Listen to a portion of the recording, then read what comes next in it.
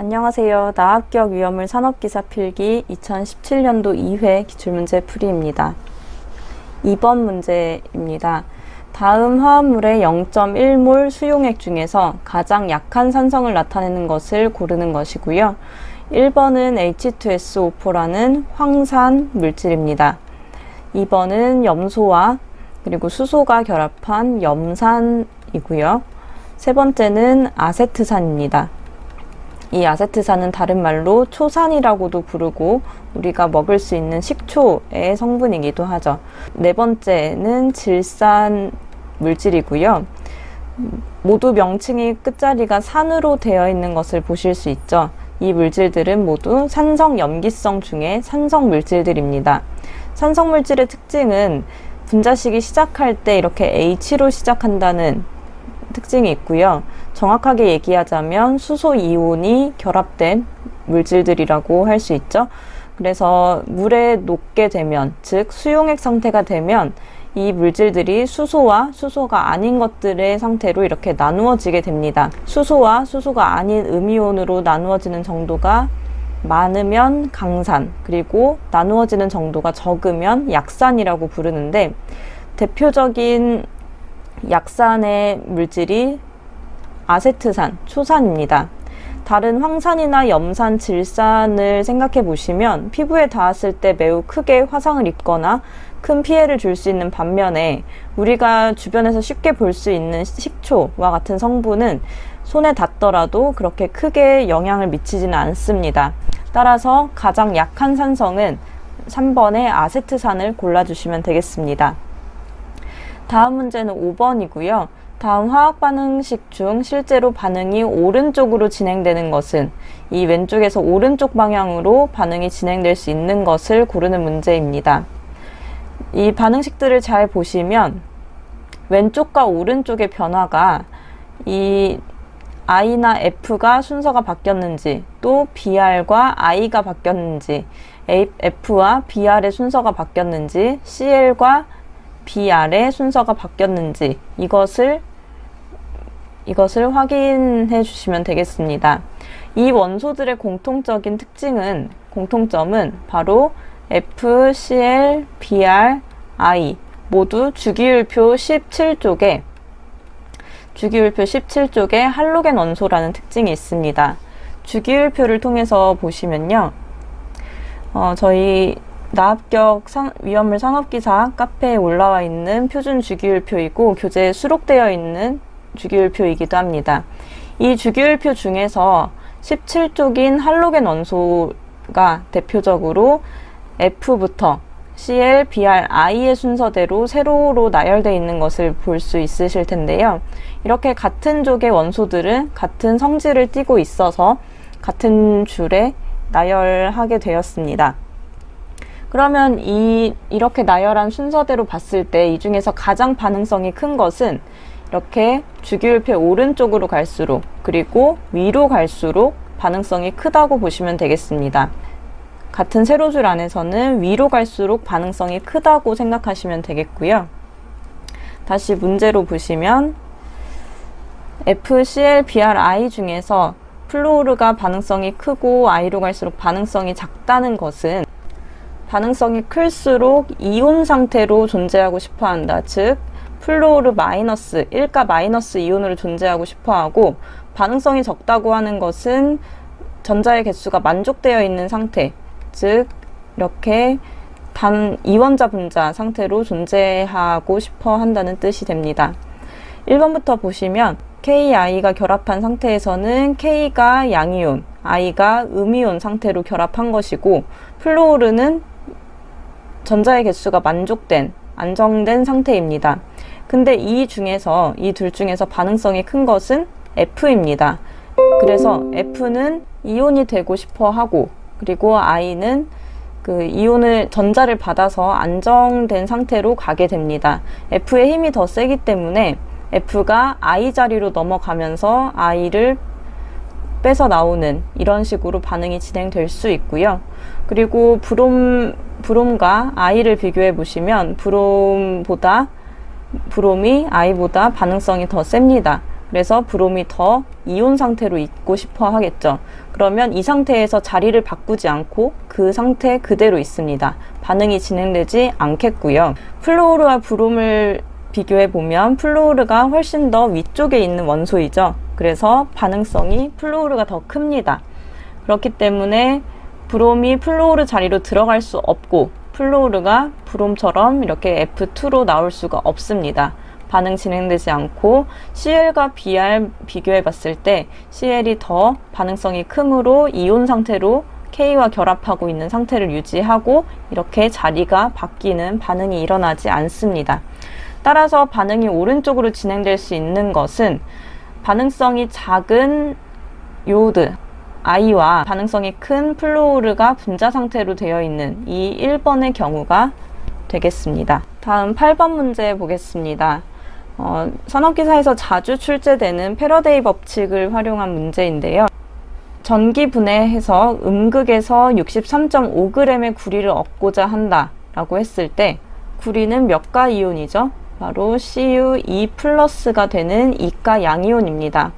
따라서 구리가 산출될 수 있는, 즉 1패러데이는 96,500 쿨롱의 값이죠.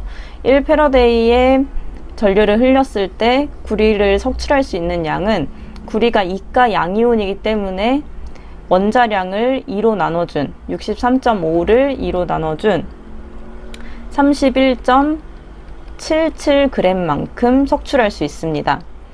그러면 63.5g의 구리를 얻고 싶으면 31.77을 곱하기 2를 하면 되겠죠. 그렇다면 필요한 전류의 양도 96,500에 2를 곱한 즉 193,000 쿨롱의 값이 필요하겠습니다.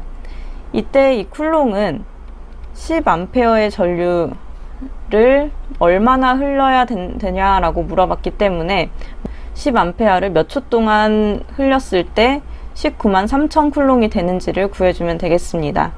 그러면 시간을 구하기 위해서 193,000을 10으로 나누면 되겠죠? 근데 이때 우리가 구하는 값은 세크이고 지금 문제에서 구하라고 하는 값은 시간입니다. 그래서 초를 시간으로 환산해 주기 위해 1시간은 3600초라는 값으로 환산을 해주게 되면 5.36시간이 필요하다는 것을 알 수 있습니다. 그래서 2번이 답이 되겠고요. 패러데이 법칙에서는 1g 당량을 석출하기 위해서 몇 쿨롱의 값이 필요한지를 비례식으로 푸시면 거의 대부분 문제가 잘 풀리고요. 특히나 구리라는 값이 패러데이 법칙에서 가장 많이 나오는 그 원소이므로 이 구리의 1g 당량은 31.77이다. 2분의 63.5를 한다는 점을 꼭 기억하시면 좋겠습니다. 그리고 오른쪽에 있는 12번 문제 보겠습니다. 화약 제조에 사용되는 물질인 질산칼륨입니다. 이 질산칼륨의 N의 산화수를 구하는 문제이고요. 질산칼륨 분자식은 KNO3입니다. 그러면 이것의 산화수를 알기 위해서 주기율표를 다시 한번 보겠습니다. 지금 주기율표에서 산화수를 구하기 위해서는 왼쪽부터 주기율표의 왼쪽부터 플러스가 되고 플러스 2 플러스 그리고 3 플러스 4 플러스 그리고 주기율표 오른쪽으로부터 18쪽을 제외한 17쪽부터 1 마이너스, 2 마이너스, 3 마이너스, 4 마이너스의 산화수를 가진다는 것을 먼저 이해하셔야 됩니다. 이 값이 플러스나 마이너스가 되는 이유는 원자과 전자, 즉 원자 주변에 있는 전자 중에서 가장 바깥에 있는 전자의 개수에 따라 옥텟 규칙을 만족하기 위해 전자를 빼내는지 또는 전자를 가지고 오는지에 따라 플러스와 마이너스가 결정이 됩니다. 왼쪽이 플러스를 가지는 이유는 옥텟 규칙을 만족하기 위해 전자를 밖으로 내보내기 때문에 플러스의 값을 가지는 거고요. 오른쪽은 전자를 가지고 오기 때문에 전자의 개수가 더 많아져서 마이너스가 되는 것입니다. 그러면 저희가 구할 분자는 KNO3 중에서 K와 O의 산화수가 필요한 상태이죠. K는 1쪽에 있는 원소이고요. 그리고 O는 16쪽에 있는 원소입니다. 따라서 K는 1쪽에 있기 때문에 플러스 1 플러스이고, 산소는 16쪽에 있기 때문에 맨 오른쪽으로부터 17쪽으로부터 하나, 두 번째 2 마이너스인 산화수를 가지게 되겠죠. 자, 다시 문제로 돌아와서 질산칼륨에서 N의 산화수를 구해 보겠습니다. K는 플러스 1이고 질소는 우리가 구해야 될 값이고, 산소는 마이너스 2인데 3개가 있으므로 곱하기 3을 합니다. 이렇게 분자 상태에서는 산화수를 합한 값이 모두 0이 되어야겠습니다. 그래서 N의 값을 구하게 되면 플러스 1과 마이너스 6을 모두 이항했을 때 플러스 5 값이 나오겠죠. 따라서 산화수는 플러스 5가 됩니다. 산화수를 분자 상태에서 구하는 규칙과 또는 이온 상태에서 구하는 규칙, 이런 것들을 다시 한번 살펴보시면 좋겠습니다. 15번입니다. 볼타전지에 관한 설명으로 틀린 것은, 볼타전지는 이렇게 수조에 전해질로 황산을 사용을 하고요. H2SO4가 전해질로 사용이 되고, 아연 금속과 그리고 구리를 사용해서 전류를 흐르게 합니다. 이렇게 전선으로 연결을 했을 때 반응성이 아연이 더 크므로 아연은 마이너스를 계속 내보내고요. 밖으로 내보내게 되고, 그리고 구리는 그 전자를 받습니다.